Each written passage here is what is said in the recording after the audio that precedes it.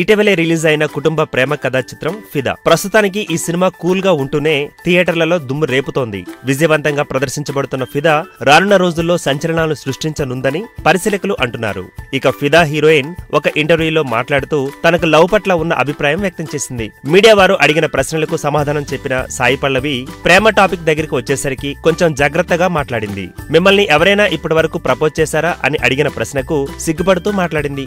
నిజంగా అబ్బాయిలు అమ్మాయిలకు తమ లవ్ గురించి సీరియస్ గా ప్రపోజ్ చేస్తారా అని మీడియా ఎదుటే లవ్ మ్యాటర్ మాట్లాడేసింది. ఈ లవ్ ప్రపోజల్ చెప్పే విషయంలో అబ్బాయిలు సీరియస్ గానే ప్రపోజల్ చేస్తారో లేదో అనే విషయాన్ని సందిగ్ధంగా వ్యక్తం చేసింది సాయి పల్లవి. కాలేజీలో కానీ మరెక్కడా కానీ తనకు అలాంటివి ఎక్కడా ప్రపోజల్స్ రాలేదని, తాను ప్రేమలో రిజిడ్ గానే ప్రవర్తిస్తానని చెప్పేసింది ఈ అప్కమింగ్ హీరోయిన్.